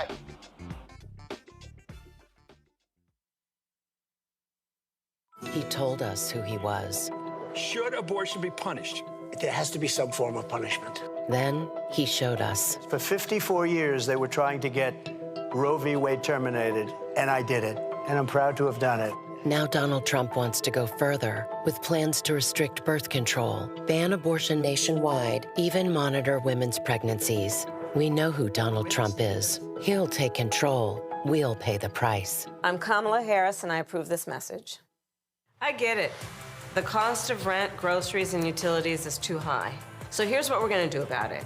We will lower housing costs by building more homes and crack down on landlords who are charging too much. We will lower your food and grocery bills by going after price gougers who are keeping the cost of everyday goods too high. I'm Kamala Harris, and I approve this message because you work hard for your paycheck. You should get to keep more of it. As president, I'll make that my top priority. In 2016, Donald Trump said he would choose only the best people to work in his White House. Now those people have a warning for America. Trump is not fit to be president again. Here's his vice president. Anyone who puts himself over the Constitution should never be president of the United States. It should come as no surprise that I will not be endorsing Donald Trump this year. His defense secretary. Do you think Trump can be trusted with the nation's secrets ever again? No. I mean, it's just irresponsible action that places our service members at risk, places our nation's security at risk. His national security advisor. Donald Trump will cause a lot of damage. The only thing he cares about is Donald Trump. And the nation's highest-ranking military officer. We don't take an oath to a king or a queen or to a tyrant or a dictator. And we don't take an oath to a wannabe dictator. Take it from the people who knew him best. Donald Trump is a danger to our troops and our democracy. We can't let him lead our country again. I'm Kamala Harris, and I approve this message. Bob and I both voted for Donald Trump. I voted for him twice. I won't vote for him again. January 6th was a wake-up call for me. Donald Trump divides people. We've already seen what he has to bring. He didn't do anything to help us. Kamala Harris, she cares about the American people. I think she's got the wherewithal to make a difference. I've never voted for a Democrat. Yes, we're both lifelong Republicans. The choice is very simple. I'm voting for Kamala. I am voting for Kamala Harris. IVF is a miracle for us because it allowed us to have our family. After having my daughter, I wanted more children, but my embryo transfer was canceled 8 days before the procedure. Donald Trump overturning Roe v. Wade stopped us from growing the family that we wanted. I don't want politicians telling me how or when I can have a baby. We need a president that will protect our rights, and that's Kamala Harris. I'm Kamala Harris, and I approve this message. Kamala Harris has never backed down from a challenge. She put cartel members and drug traffickers behind bars, and she will secure our border. Here's her plan. Hire thousands more border agents, enforce the law and step up technology, and stop fentanyl smuggling and human trafficking. We need a leader with a real plan to fix the border, and that's Kamala Harris. I'm Kamala Harris, and I approve this message. The overturning of Roe almost killed me. I had a blood clot in my uterus that caused my labor to have to be induced because of the overturn of Roe v. Wade. I wasn't able to get life-saving treatment sooner. I almost died. And that's because of the decision that Donald Trump made. I was able to get Roe v. Wade terminated, and I'm proud to have done it. The doctors and nurses were afraid that if they treated me in the incorrect way, that they would be prosecuted for that. And that's appalling. Donald Trump says that women should be punished. Do you believe in punishment for abortion? There has to be some form of punishment. For the woman? Yeah. I believe that women should have reproductive freedom to make the choices about their own bodies. 4 more years of Donald Trump means that women's rights will continue to be taken away one by one by one by one. This has to stop because women are dying. I'm Kamala Harris, and I approve this message. Hey, yo, what's up? It's Mr. Dalvin right here. What's up? This is KC. Sitting here representing the Jodeci. That's Jodeci. Right here on Roland Martin Unfiltered.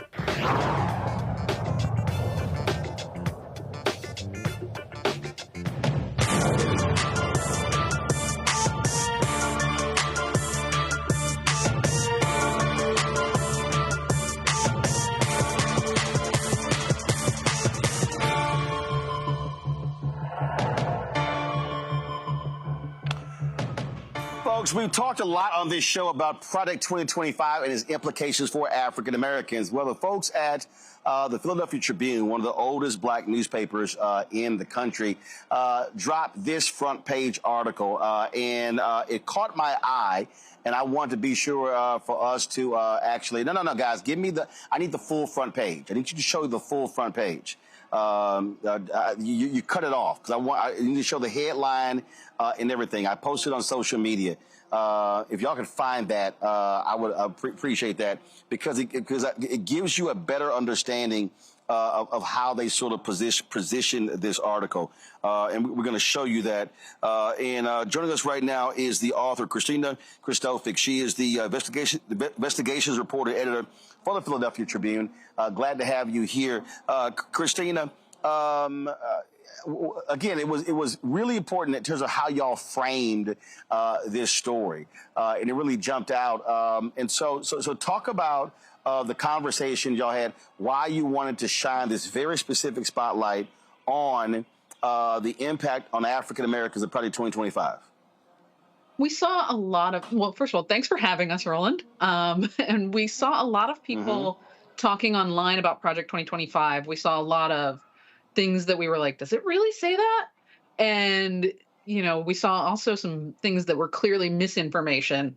And we wanted to take a look and see, what is this? What does it really say? And what exactly will it do for this country or not for this country? And we knew as we were going through it that this was going to be a big front page piece. And so obviously it's 900 plus pages. And so what was your narrowing process? So it started with me reading all 922 pages. I will confess that I sort of skimmed near the end when I got the chapters. I bet that was fun. Oh, yeah. It was, you know, some real light reading. When I initially volunteered to read it, I said, oh, I can do it in like a week. And then as I got into it, I found things that, like, there were acronyms I had never heard before. There was jargon I had never heard before. There were things that I didn't remember happening the way that the authors said they happened. For example, they blamed the Flint water crisis on Obama. They praise Arizona as an example of a good education system, while Arizona is consistently in the bottom 10 nationally. And so I had to like Google and say, wait, is that real? Am I remembering this correctly? But I got through it. Decoded it, and then I spoke with a bunch of Black leaders in and around Philadelphia about what stood out to them in Project 2025. And I gathered all their thoughts and all my thoughts and sat down with my editors, and we agreed to our list of top 10 things that we thought would have the most disparate impact on Black Americans. And obviously, we talked about this here. One of the big ones really is the anti-racism focus of Project 2025. Yeah, they refer to it as, they say they are not trying to eliminate civil rights. They are not trying to eliminate diversity, equity, and inclusion. They say they are trying to protect the civil rights of all Americans. Sort of all lives matter goes to Washington, if you will. But what that deals with, though, is it has real implications in terms of ending programs and shifting resources to fight this anti-white racism. They want to eliminate every staff position in the federal government related to diversity, equity, and inclusion.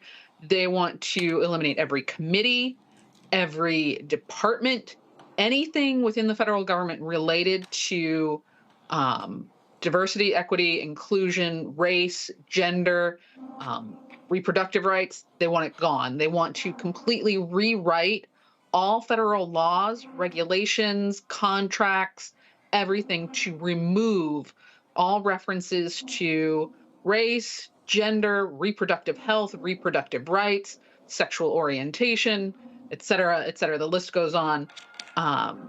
They want to completely remove all references from everything. And then they want to use the Department of Justice. Which means it is very difficult from a data standpoint to understand racial inequities when it comes to health, when it comes to economics, in so many different areas. And so it's sort of like, oh, no, let's just get rid of all of that. And you have no way to track it. You have no way to study it. And so all of a sudden, their whole deal is, oh, no, everybody's the same. Don't discuss those things. Right. They want to rewrite Title VII and have the EEOC prohibit public and private workplaces from collecting any data on the race and racial classifications of the employees. They want to use the Department of Justice to enforce all of this. They also want to eliminate the Census Bureau's National Advisory Committee on Racial, Ethnic, and Other Populations. This is a committee that works to try to find cost-effective ways to get people of color to participate in the census. And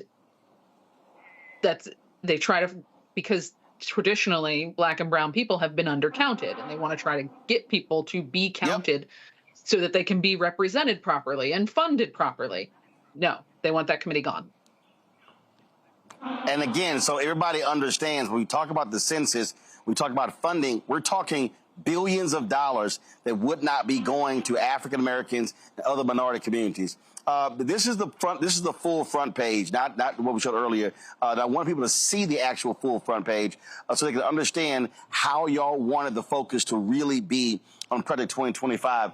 Questions from my audience. I guess I'll go ahead and start with Teresa Lundy. She's there in Philadelphia. Teresa, go ahead. Well, thank you so much for actually putting us on the front page. I was not only in awe of it, but was very interested and happy that this was the front page. There has been constant conversations happening in Philadelphia about Project 2025. So one of my questions for you is, what really incited you all to do this? Was it just the national approach, or were you hearing it from voices and clergy and community locally? It was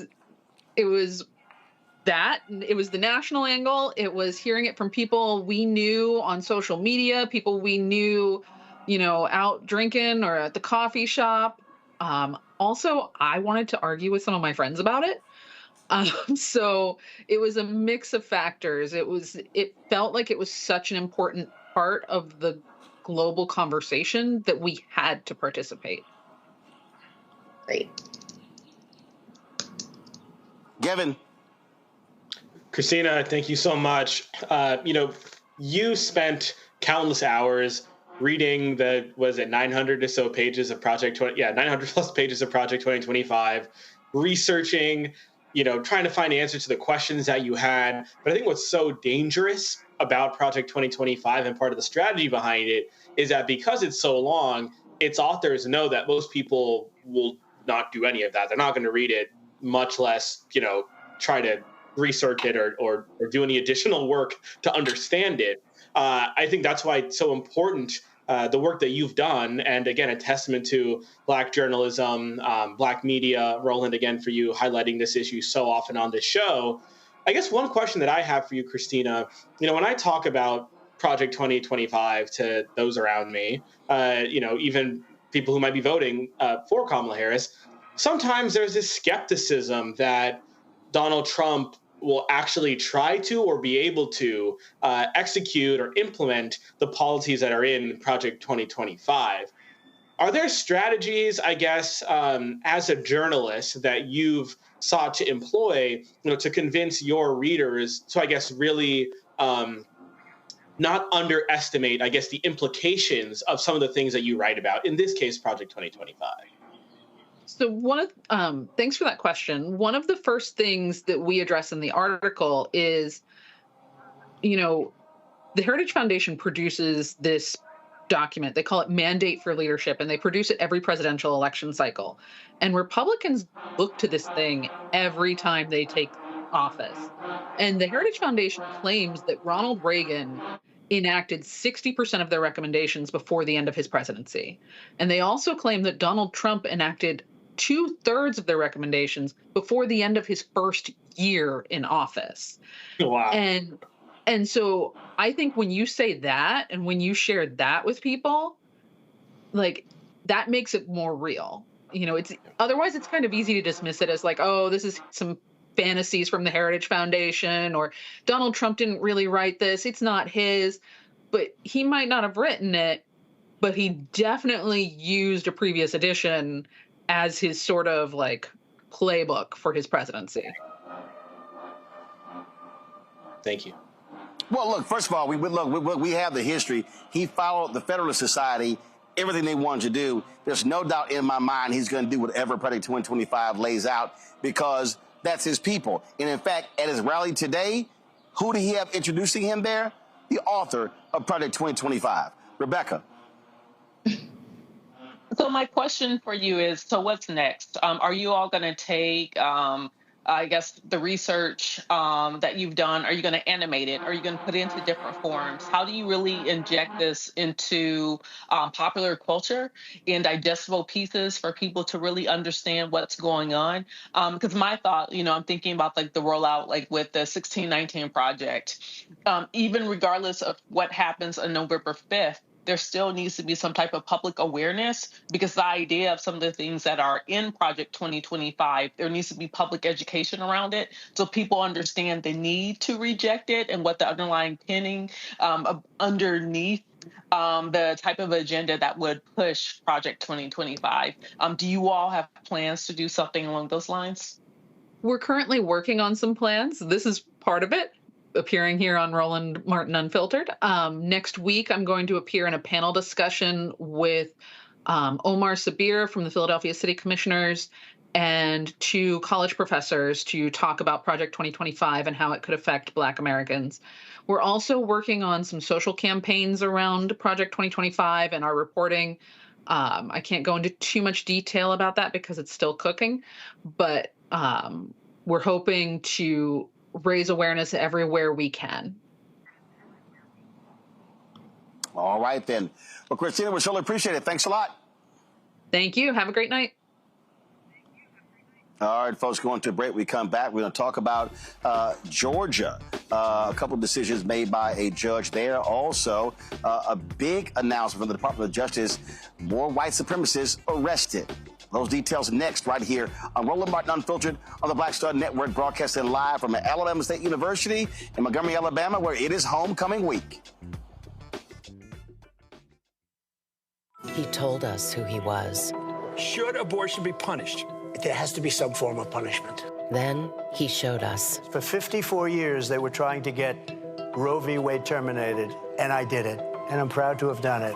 Now Donald Trump wants to go further with plans to restrict birth control, ban abortion nationwide, even monitor women's pregnancies. We know who Donald Trump is. He'll take control. We'll pay the price. I'm Kamala Harris, and I approve this message. I get it. The cost of rent, groceries, and utilities is too high. So here's what we're going to do about it.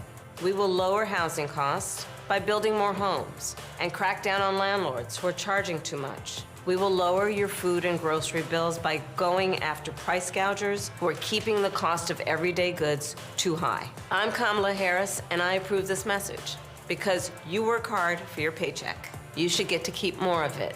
As president, I'll make that my top priority. In 2016, Donald Trump said he would choose only the best people to work in his White House. Now those people have a warning for America. Trump is not fit to be president again. Here's his vice president. Anyone who puts himself over the Constitution should never be president of the United States. It should come as no surprise that I will not be endorsing Donald Trump this year.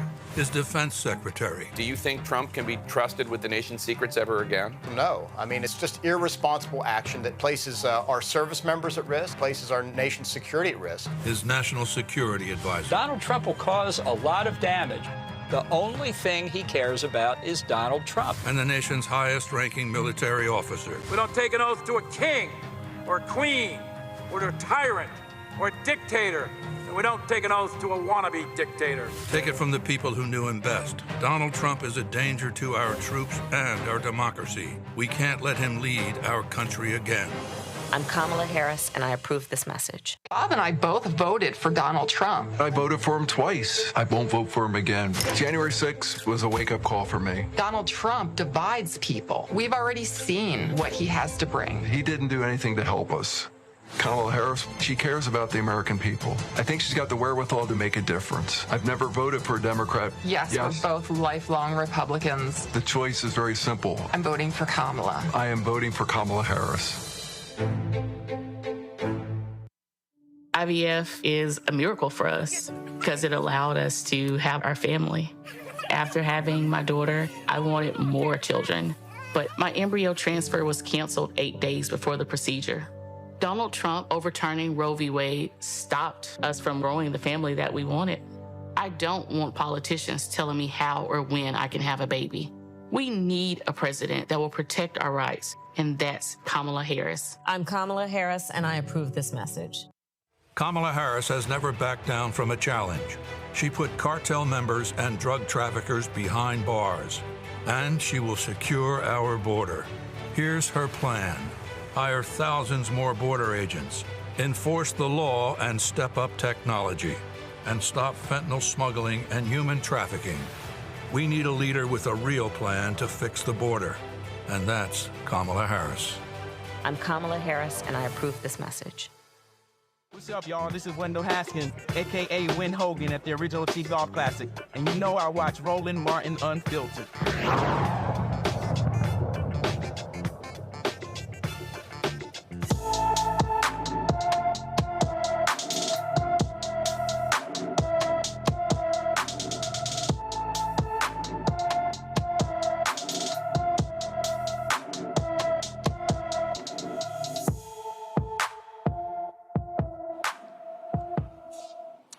Kalani Abram walked away from her Memphis, Tennessee home on September 19th. The 15-year-old is 5 feet 10 inches tall, weighs 130 pounds, with black hair and brown eyes. Kalani was last seen wearing a long sleeve, a green long sleeve shirt, wide leg khaki joggers with black and McDonald's Crocs with yellow bottoms. She has long black and red braids. Anyone with information about Kalani Abrams should call the Memphis Police Department at 901-636-4479, 901-636-4479. Folks, in California, a federal grand jury has indicted 68 people, and they detail alleged crimes by a white supremacist street gang. Prosecutors say they maintain an alliance with the Mexican Mafia prison gang. According to the 76-count indictment, the Peckerwoods in the San Francisco Valley area are accused of a years-long pattern of racketeering, extensive drug trafficking, illegal firearms possession, as well as COVID-19 loan fraud. The indictment, unsealed Wednesday, details the seizures of dozens of pounds of fentanyl, heroin, meth, and several illegal firearms. The gang allegedly worked with other organized crime groups based out of California prisons. I keep talking about this, Rebecca. It matters when you talk about the Department of Justice. All these people who kept talking about, oh, the Asians got a hate crime bill. Oh, the Asians got a hate crime bill. What about our hate crime bill? There are hate crime bills that deal with African Americans because they all do. This is a perfect example of the DOJ using the laws to go after white supremacists. You know, I went back and I reviewed the COVID-19 anti-hate crime bill. And one thing I noticed that, yes, in the preamble, it pointed to specific instances of attacks on those who are of Asian American descent in this country. So, yes, absolutely, there was a call out to something specifically that was happening. But if most people actually read the preamble of most legislation, there is an example or a story or real people and places that led to the creation of that particular bill being introduced and then ultimately being passed into law. But that said, I really do such as the bill that was such as the bill, Rebecca, one second, such as the bill that was passed that dealt with the burning of churches and religious institutions. And when you read the summary, it details the burning of black churches. Yes, absolutely. Or even when you look at the Shepherd and the Bird Act, it talks about Matthew Shepard, who was the white gay young man in Wyoming who was brutally attacked and killed because of his identity of being a gay man. Or we know Mr. Burr down, I believe, in Jasper, Texas, who was brutally attacked and I believe dragged by white supremacists. Dragged and murdered. Yeah, absolutely.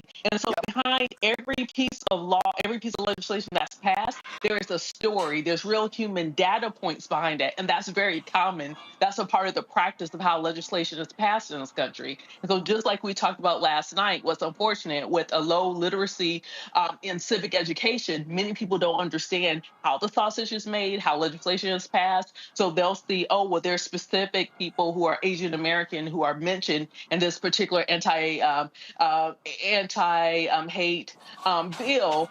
So therefore, it must mean that this is only for Asian Americans. And that is not the case, because when you actually read the provisions of the law, it's not just for crimes committed against Asian Americans, but it's acknowledging, hey, during this point of time, this specifically thing was happening to Asian Americans. But bringing it back to Clark's Department of Justice, one thing that we are seeing is many things that Black Americans have talked about and many issues that have polled that, you know, we care about are some of the issues that are being addressed within the Department of Justice. Unfortunately, we're not seeing as many bills being passed in the House and the Senate, but we are able to see what's happening through executive action, but also through the executive branch, which is what Department of Justice is under. It's specifically under the administration of the White House. Well, Gavin, again, when you talk about this kind of work, first of all, you got a group called the Peckerwoods. Yeah, they're going to come after you. And this is an example of, again, white supremacists being held accountable by this Department of Justice. Yes, it certainly is. And it's always hard talking after Rebecca because she covers everything so perfectly. I guess one thing that I'll add is, you know, if you look at what this gang, this white supremacist gang is, you know, being charged with in large part, it has to do with the racketeering. It has to do with the fraud. It has to do with the drug trafficking. And what I think is so shameful is the moral and intellectual dishonesty that Republican leaders, Donald Trump, J.D. Vance, and others traffic themselves in painting those who engage in this kind of behavior as being only of a certain race and only of a certain color. And if they had their way, the American people would be walking around thinking that, you know, it's Hispanic migrant folks who are the ones who are, as Donald Trump has said, poisoning the blood of our country.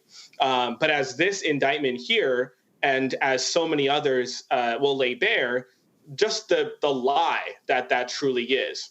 It's this gang here, the Pecker, whatever they're called, these 68 men in this case, who are such threats, not only through the drug trafficking that they're engaged in and all the other criminal activity, but the threats that we as Black and brown people would experience if we, God forbid, happened to cross paths with them. So I just, you know, in addition to everything that we're saying about how important it is that, you know, we have a president and vice president in the White House who charge their DOJ, you know, with actually investigating hate crimes, with actually prosecuting hate crimes, which is something that Donald Trump did not do and will not do. Well, I guess he will, but hate crimes against white people, most likely. I also think it's important that we recognize that this indictment here is yet another piece of evidence that, you know, rebuts the racist and stereotypical imagery that Donald Trump, J.D. Vance, and their MAGA movement would have us, you know, to believe in. Teresa? No, I totally agree with our two panelists. You know, it's always unfortunate when we have to see those who are probably working with us having those same ideals and those beliefs that we are not equal and they are superior to us. So I do think this is a step in the right direction. But I do think these 68 defendants are also hoping Donald Trump gets into office, which I'm sure the American people will say November 5th, that is not going to be allowed. So there's that. All right, then. Let's go to our next story. When we talk about, again, what the DOJ is doing They have filed charges against two of the officers who were involved in the death of Breonna Taylor. These are new charges. Of course, she was shot and killed in 2020. Kyle Meany and Joshua James were two of the four Louisville police officers who were federally indicted in connection to the 2020 drug raid that resulted in her death. Federal documents filed Tuesday say both men deprived Taylor of her rights. Prosecutors say James wrote a search warrant affidavit that contained false and misleading statements that not supported by probable cause. The indictment claims that Meany approved the warrant, knowing it included false information. Meany and James are charged with the deprivation of rights under color of law. James is also facing additional charges of conspiracy and falsification of records, and Meany is charged with making false statements to federal investigators. This new indictment comes after a federal judge dismissed other serious charges for James and Meany in August. The judge ruled there was no direct link between the warrantless entry and Taylor's death. The judge actually blamed Taylor's boyfriend, Kenneth Walker, for her death. But this is the Department of Justice choosing to now seek new indictments against them on other charges. And so that is a huge development in the case where folks still want justice for Breonna Taylor. Folks, today, President Biden and Vice President Kamala Harris were in Georgia and South Carolina meeting with officials on the ground, of course, after those two states were ravaged by Hurricane Helene. We've seen massive damage in North Carolina, South Carolina, in Georgia, in Florida as well. More than 160 people have died. When Biden landed in Greer, South Carolina, he was met by South Carolina Governor Henry McMaster, Republican Senator Lindsey Graham, also North Carolina Governor Roy Cooper. Harris was in Augusta, Georgia, surveying the impacts of Helene and received an on-the-ground briefing about recovery efforts in the state. She provided this update from the ground. So I'm here in Augusta to first and foremost thank the federal, state, and local leaders. Mayor, I want to thank you for your leadership in particular on the ground. I am here to personally take a look at the devastation, which is extraordinary, and it is and particularly devastating in terms of the loss of life that this community has experienced, the loss of normalcy, and the loss of critical resources. And so I'm here today to thank all of those who are working to get folks the support and the relief that they so desperately need and so rightly deserve. And that includes the fact that still in this community, up to 60% of the residents here do not have power. Many have been without running water for at least a couple of days now. Many have water but no hot water. I was just talking with one of the members of the community and her daughter who lost her husband. And there is real pain and trauma that has resulted because of this this hurricane and what has happened in terms of the aftermath of it. I do want to acknowledge and thank the first responders who have been extraordinary. Having met with them, they are the kind of folks that are the heroes in moments of crisis, who do extraordinary work that is about lifting up other people. As it relates in particular to the leaders who are here and doing that work, including the first responders, most of them, as it relates to the local folks, are folks who have personally, and their families have personally experienced loss and devastation, and yet they leave their home, leave their family to go to centers like where I was earlier to do the work of helping perfect strangers. And it Before leaving D.C., Biden ordered 1,000 active duty troops to immediately deployed to assist with response and recovery efforts. According to the Homeland Security, Alejandro Mayorkas, search and rescue teams have conducted nearly 1,500 structural evaluations and hundreds of rescue evaluations. More than 4,800 personnel from across the federal workforce have been deployed to help in recovery efforts, along with 8.8 million meals, more than 7.4 million liters of water, and 150 emergency power generators. More than $10 million has been provided. directly to those affected by Hurricane Helene. So I think that pretty much shuts up, Rebecca, a lot of these lying right-wingers who keep saying that, oh, we keep sending money to Ukraine, but we have no money to help Americans. It's a lie. President Biden is called a lie. He's called Donald Trump a lie. And it goes to show you that while they're lying, the Republican governor of South Carolina, the Republican senator from South Carolina, they don't mind standing there welcoming the president because, again, they might complain in D.C., but when natural disasters strike, they sure don't mind the federal government showing up. Absolutely. And the people on the ground who are dealing with the devastation and the direct aftermath, who are without power, who are without adequate running water, who are, if there's gas pipelines, for natural gas delivered to homes that have potentially ruptured. Here's the thing. Those people will remember, especially when they hear, oh, it's an infrastructure week. And so we need to make sure that people understand that when it's time to pass policy and do the things to make sure that America has a critical infrastructure to be able to deal with, okay, so there's a storm, it's a major storm, but still be able to have the basic necessities of life to be safe in this country. We have to make sure that people understand the connection between infrastructure, the connection between having serious legislators who are going to Washington, D.C., who are going to Congress to actually do the work of the federal government, who actually want government to work. We have to make sure that we're connecting the dots here, that people understand that it's that the idea of not wanting government to fully function is a failed idea, especially because we have climate change, and climate change is real, and this country is woefully underprepared to deal with the impact of climate change. And here's the thing, Gavin. You always love these folks who complain and complain and complain. Then you have these Republicans in Congress who vote against FEMA, vote against emergency relief, all until it impacts them in their state. That's right.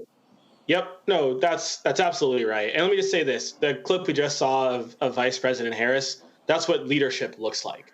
And we've seen that time and time again with President Biden, with Vice President Harris.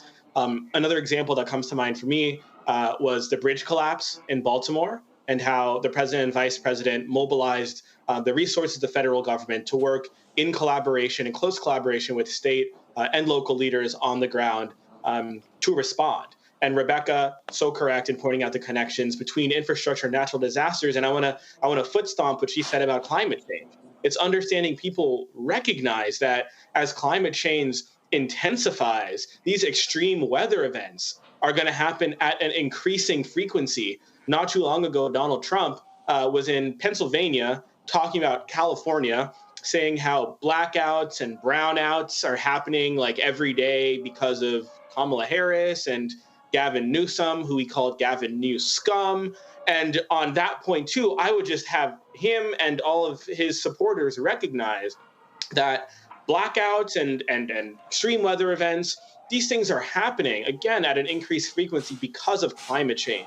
And Donald Trump is the one who's called climate change a hoax. Meanwhile, Vice President Harris and, of course, President Biden have actually taken action, Roland, to your point, in passing bills that Republicans take the Inflation Reduction Act that every single Republican in the House voted against.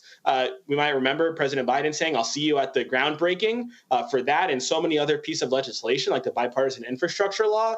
Those are the bills that are helping to future-proof and weather-proof our country so that we don't just have to keep responding to these events, but we can actually get ahead of them, prevent them from happening, and also create jobs and grow our economy along the way. So I really do hope, and I aspire that one day we can have a government in which things like fighting the climate crisis and upgrading our infrastructure are truly, truly bipartisan, that leaders on both sides of the aisle can come together, agree on this legislation.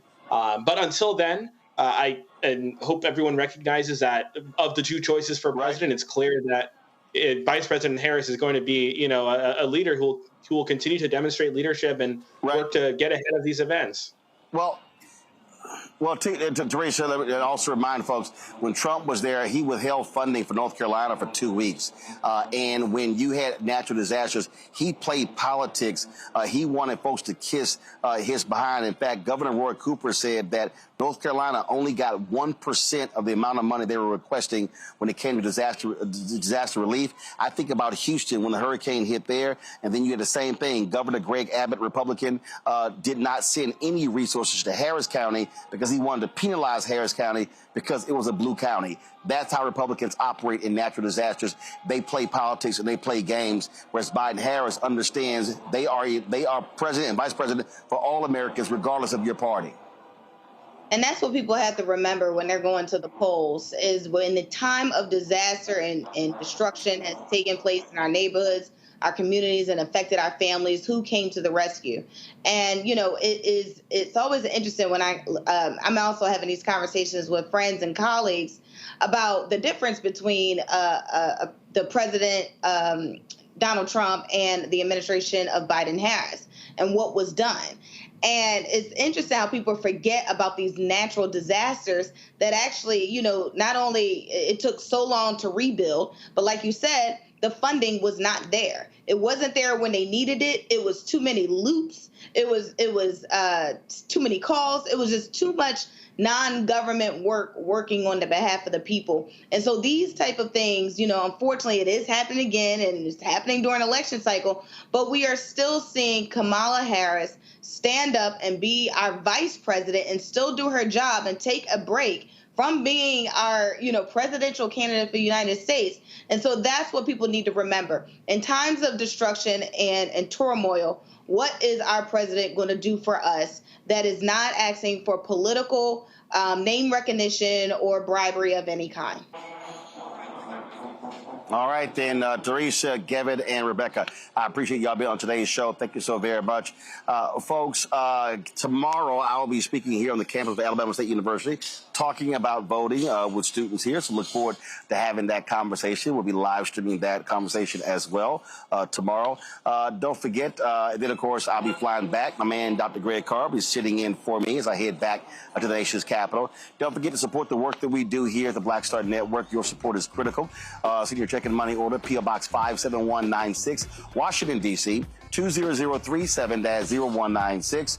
PayPal, R. Martin Unfiltered. Venmo is RM Unfiltered. Zelle, Roland at RolandSMartin.com. Roland at RolandMartinUnfiltered.com. Be sure to download the Black Star Network app. Apple phone, Android phone, Apple TV, Android TV, Roku, Amazon Fire TV, Xbox One, Samsung Smart TV. Be sure to get a copy of my book, White Fear: How the Browning of America is Making White Folks Lose Their Minds. Available at bookstores nationwide. Download the audio version on Audible.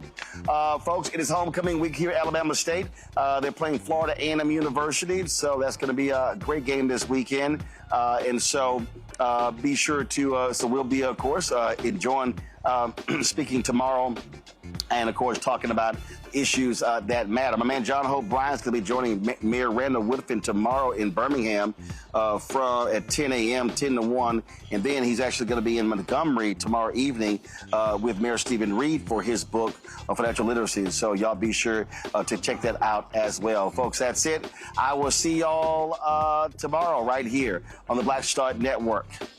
And again, appreciate the folks at Alabama State University for broadcasting the show here, talking with the president, Dr. Ross, as well. I'll see y'all tomorrow. Holla! Black Star Network is here. Oh, no punch! I'm real revolutionary right now. Thank you for being the voice of Black America. All momentum we have now, we have to keep this going. The video looks phenomenal. See, this difference between Black Star Network and black-owned media and something like CNN. You can't be black-owned media and be scared. It's time to be smart. Bring your eyeballs home. You dig?